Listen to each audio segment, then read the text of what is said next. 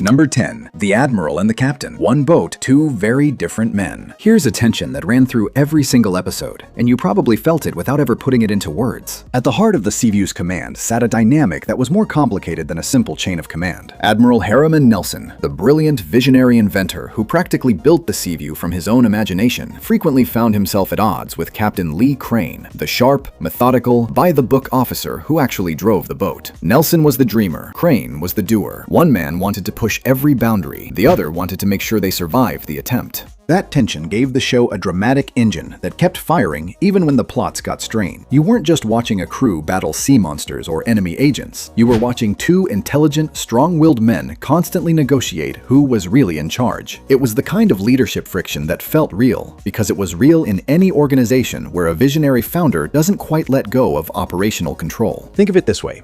Nelson was the CEO who kept wandering onto the factory floor, and Crane was the operations manager, politely, firmly redirecting him every week aboard a nuclear submarine with monsters. And we have exactly 16 days and 3 hours in which... Number 9. Before the Monsters, when the Seaview was strictly serious business. Believe it or not, there was a version of this show that had almost nothing to do with giant jellyfish. In its first season, Voyage to the Bottom of the Sea was a grounded, serious Cold War science fiction drama. The USS Seaview's crew tackled deep-sea exploration, international espionage, scientific crises, and the kind of realistic global threats that reflected genuine 1964 anxieties about nuclear tension and underwater military technology. The show trusted its audience to find suspense in plausible scenarios, rogue agents, ticking clocks, and the terrifying weight of geopolitical catastrophe. That original version of the series had a slow-burning, almost procedural quality. It was closer in spirit to a submarine thriller film than to the Saturday morning adventure it would eventually become. Writers were crafting stories where the drama came from human stakes and Cold War paranoia, not rubber-suit creatures lurching through corridors. It's a little like finding out your favorite action comedy franchise started as a quiet political thriller. The bones were always there. They just got covered up later with considerably more tentacles. Despite my objection, you encourage desertion. Number 8. A global mission. Every voyage carried the weight of the world. The Seaview wasn't just an impressive submarine, it was arguably the most important vessel on the planet. The show's underlying premise placed the USS Seaview and Admiral Nelson's team at the center of a global defense network unlike anything else on television at the time. Their mandate wasn't routine naval patrol work. It was the active protection of humanity from threats originating in the deep ocean, from within the Earth itself, and eventually from outer space. Every mission carried the unspoken understanding that if the Seaview failed, civilization paid the price. That sense of planetary stakes gave even the quieter episodes a particular weight. When Nelson and Crane descended into the abyss, they weren't just explorers, they were the last line of defense. It elevated the show's ambitions well beyond its budget and its era, and it's part of why audiences stayed loyal through 4 seasons of wildly unpredictable storylines. Saving the world every week is exhausting work. Good thing there were no weekends in the near future. You know what, Bear, is that what you taught us at Annapolis? Number 7. From Cold War spies to giant squids, the villain evolution. The rogues gallery of this show is one of the most wonderfully unpredictable in television history. In Season 1, the enemies facing Admiral Nelson and Captain Crane were recognizable Cold War archetypes: enemy agents, saboteurs, hostile foreign powers, and the occasional megalomaniac scientist. These were threats rooted in the real-world anxieties of 1964, and they gave the show a taut, believable edge. It's the hull. Then the series shifted gears dramatically. By the later seasons, the Seaview's crew was squaring off against giant squids, radioactive mutations, mermen, ancient aliens, plant-based life forms, and creatures that defied every known category of marine biology. The antagonist roster became a catalog of whatever the special effects department could build on a Tuesday afternoon. Here's the remarkable part. Audiences largely went along for the ride, because when you've already established that Nelson and Crane can handle anything the universe throws at them, a telepathic sea creature isn't really that much of a stretch. We'll get back to exactly why that shift happened, and who demanded it, very shortly. Here, let me show you something.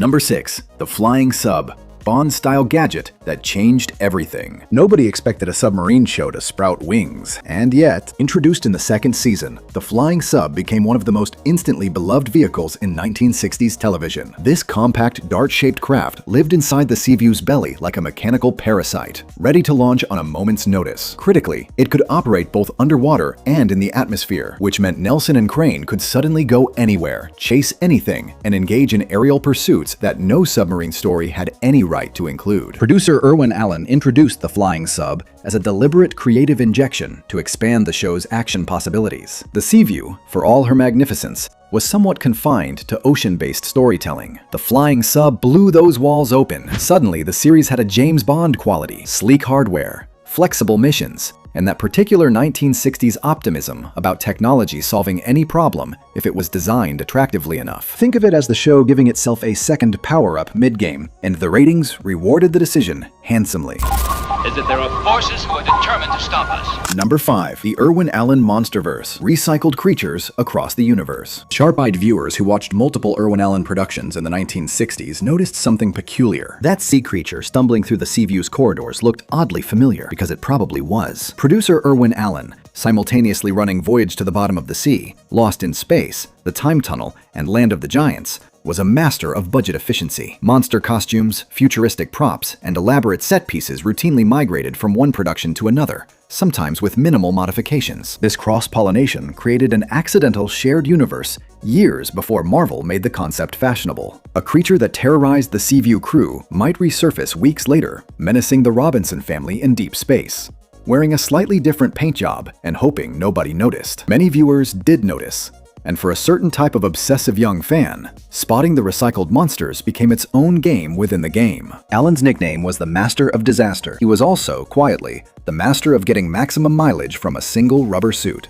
But we're hoping the radioactivity inside the volcano will blow itself up. Number 4. The Seaview's supersized secret, a 17-foot submarine model. Here is a prop that deserved its own dressing room and screen credit. The Seaview's on-screen presence required serious physical investment, even by the demanding standards of 1960s television production. The production team built not one, but 2 models to bring the submarine to life. A 4-foot version for wide miniature shots and sweeping underwater sequences, and a massive 17-foot model for detailed close-up work and surface scenes. For context, 17 feet is roughly the length of a mid-size moving truck. This was not a small commitment for a television budget in 1964. The investment reflected how central the Seaview itself was to the show's identity. She wasn't just transport for the characters, she was a character herself. That 17-foot model communicated weight, scale, and technological credibility in a way that no camera trick could fake. Every time that submarine glided across your screen looking impossibly real, there were craftsmen somewhere with sore backs and paint-stained hands responsible for the illusion. We better give this some attention. Number 3. The Seaview, a star who never needed a line of dialogue. Some characters communicate everything without a single word. The Seaview was one of them. From the moment the series launched, the USS Seaview's design captured imaginations in a way that almost no other fictional vessel had managed on television. Her silhouette was unmistakable, a long, sleek hull tapering forward into that extraordinary glass-nosed observation deck, giving the submarine an almost organic quality, somewhere between a manta ray and a spaceship. She looked like she had been designed by someone who genuinely believed the future was going to be beautiful. That observation deck in particular became the show's visual signature. Standing in that nose, looking out into the deep black ocean, while something enormous and dangerous moved in the water ahead. That image is burned into the memory of anyone who watched. The Seaview made the underwater world feel simultaneously terrifying and magnificent, which is exactly what the show needed its central setting to accomplish. Decades later, model kits, blueprints, and hand-built replicas of the Seaview still circulate among collectors. The boat earned that loyalty, one frame at a time. Quite right, sir. We hope to see sights never before seen by man. Number 2. The Monster Makeover. How network pressure transformed the entire show. This is where the story of Voyage to the Bottom of the Sea gets genuinely fascinating and a little bittersweet. The first season of the series was a legitimate, serious Cold War science fiction drama, crafted with real narrative ambition. But network executives, watching ratings charts with the focus of men whose careers depended on them, applied significant pressure on creator Irwin Allen to change direction. The data show that audiences responded to spectacle and excitement, and in the mid-1960s television landscape, that meant bigger, louder, stranger. It meant monsters. Beginning with the second season, the Seaview's mission profile shifted dramatically. The careful Cold War espionage framework gave way to a Monster of the Week format that prioritized creature features, alien invasions, and supernatural threats over plausible geopolitics. The show that had started as a sophisticated undersea thriller became something gloriously, unapologetically campy, and that's the version millions of fans remember with complete affection. Neither version was wrong. They were just 2 completely different shows wearing the same hull. Which brings us to the very beginning and the ending that never got to happen. It is the mightiest weapon afloat. Number 1. The unsung end. A finale that simply never came. Of all the facts in this video, this one hits differently because it's not about something wild that happened. It's about something that never happened at all. Voyage to the Bottom of the Sea ended its run after 4 seasons, without a concluding episode, without a narrative resolution, and without any proper farewell to the crew of the Seaview. The final episode, titled No Way Back, aired in March of 1968. It was a standard Monster of the Week installment, competent, entertaining, and completely unaware that it was the last voyage. The cameras stopped rolling, the sets were dismantled, and Admiral Nelson and Captain Crane were simply left somewhere beneath the ocean, mid-mission, frozen in perpetual action against threats that would never quite be defeated. There was no ceremony, no final docking, no moment where Nelson stood on the bridge and said anything remotely resembling goodbye. For the audience, it was the television equivalent of a book that ends mid-sentence. You'd invested 4 seasons, 110 episodes in these characters, in this ship, in this ongoing battle to protect humanity from everything the deep could throw at them. And then one Tuesday night in March, it was just over. The network had decided the Seaview's mission was complete, not because the story was finished, but because the business case wasn't. It's a fate that befell dozens of beloved series from that era, and perhaps that's part of why this one lingers. The show never got to tell you it was leaving, it just left. Somewhere down there, in the narrative deep, the Seaview is still running, still diving, still surfacing, still launching that flying sub into uncertain skies. Because without a finale, the mission never officially ended. And for the fans who grew up watching that glass nose cut through the dark water on Friday nights, that's not a sad thought. It's actually kind of perfect. Well, the doc found a rabies-like virus in Hollis's wounded hand.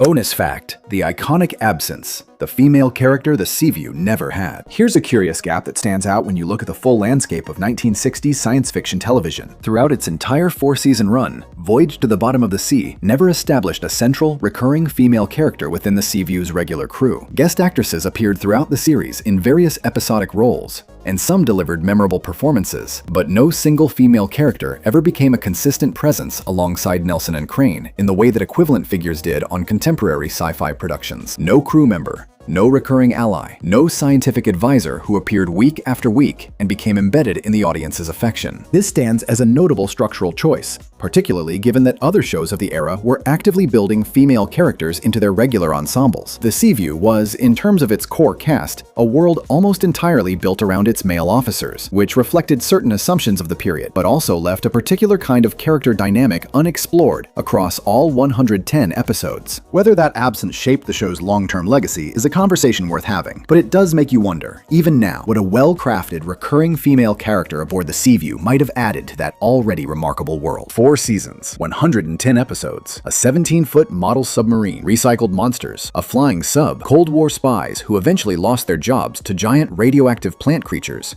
and a finale that never got to say goodbye. Voyage to the Bottom of the Sea was never one show. It was at least 2 different series wearing the same legendary hull. And somehow, both versions earned their place in the memory of everyone who sat in front of a television set in the 1960s. The Seaview deserved better than an unmarked ending.